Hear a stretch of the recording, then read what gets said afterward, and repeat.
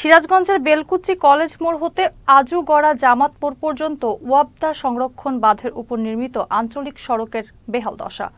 স্থানীয় সরকার প্রকৌশল অধিদপ্তর ও পানি উন্নয়ন বোর্ড এই দুই দপ্তরের ঠেলাঠেলির কারণে ১৭ বছরেও সড়কটির কোনো সংস্কার হয়নি।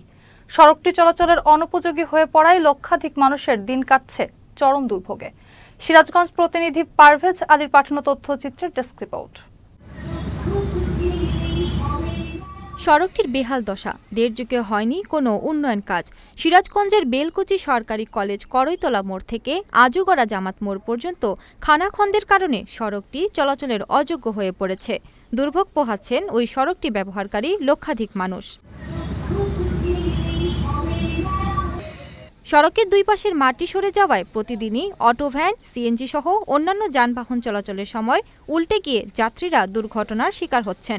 জনগুরুত্বপূর্ণ হওয়ার কারণে সড়কটির দ্রুত সংস্কারের দাবি জানিয়েছেন সড়ক ব্যবহারকারীরা। রোগী নিয়ে যাতায়াত করা যায় না, একটা ভ্যানে একজন গর্ভবতী মাকে নিয়ে যাব, এটা যাওয়ার মতো কোনো পরিস্থিতি নাই। ১৬-১৭ বছর ধরে দেখি আমরা এখানে যাওয়া আসা করি, রাস্তা ভাঙাচোরা, আমাদের খুব কষ্ট হয়। রিক্সা, ভ্যান, গাড়ি সবসময় চলে, কিন্তু রাস্তা খুব খারাপ।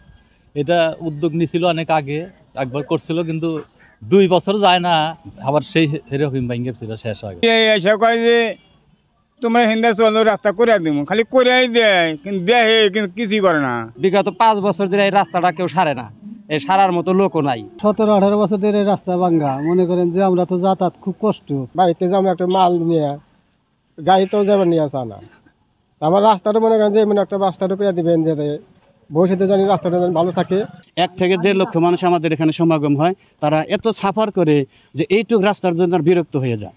সেই জন্য আমি মনে করব যে রাস্তাটা আপনারা যদি আগামী সপ্তাহ থেকে বা কালকে থেকে শুরু করলে আমাদের ভালো হয়। ভালো একটা রাস্তা যায়, গাড়ি ঘোড়া জানি রাস্তা জানি যাওয়া যায়, এরকম একটা ব্যবস্থা চাই। অথচ সড়কটি ওয়াপদা সংরক্ষণ বাঁধের ওপর নির্মিত হওয়ার আইনগত জটিলতার কারণে ওই সড়কটি সংস্কার সম্ভব হচ্ছে না বলে জানিয়েছেন স্থানীয় সরকার প্রকৌশল অধিদপ্তর। এই দুইটা রাস্তার আমার একই অসুখ, সেটা হলো যে দুইটা রাস্তায় পানি উন্নয়ন বোর্ডের এমব্যাঙ্কমেন্ট বাঁধের উপর অবস্থিত।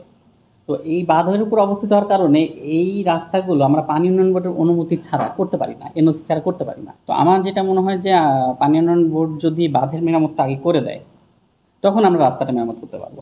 আর নতুন ওয়াপদা সংরক্ষণ নির্মাণ করার কারণে পুরাতন ওই বাঁধটি সংস্কার করা সম্ভব নয় বলে মন্তব্য করে পানি উন্নয়ন বোর্ড বলছে, স্থানীয় সরকার অধিদপ্তর যদি কাজ করতে চায় সেক্ষেত্রে কাজ করতে পারে। বাঁধটা কিন্তু আমার মূল ইয়েতে নাই, মনে করেন হয়তো আমার দখলে আছে, লোকজন আছে, কিন্তু তারা যদি মেরামত করতে চায় তাহলে তারা মেরামত করুক, তারা মাটি কিছু অংশ ধরে তারা কাজ করুক, সমস্যা নাই তো আমাদের।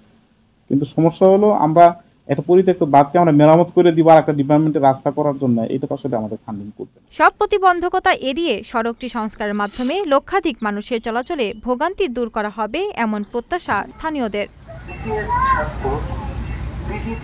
পূর্ণিমা Raut, channel S news desk.